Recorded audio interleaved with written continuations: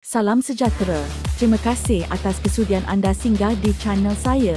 Bagi yang sudah subscribe channel saya mengucapkan ribuan terima kasih.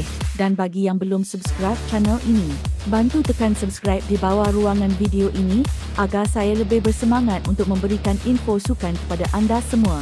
Terima kasih sahabat baik.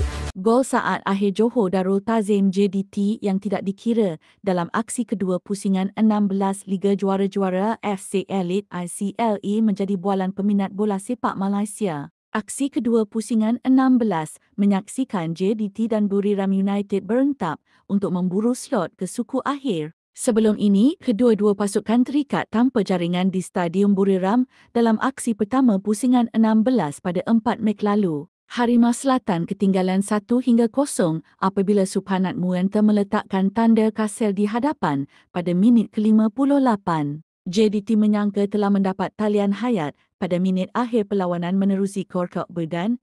Malangnya, gol itu dibatalkan kerana penyerang Colombia itu didakwa berada di kedudukan offside. Keputusan itu sudah cukup untuk membawa tanda kasal ke peringkat suku akhir Aceh.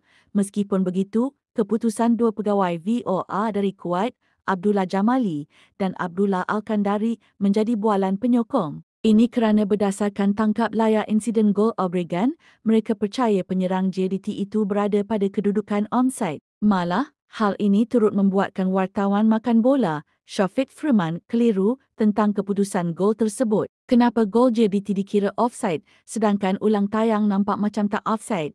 Apa yang berlaku? Katanya di ke-10. Seorang peminat bernama Ricardo Nazfieri turut keliru dengan keputusan itu.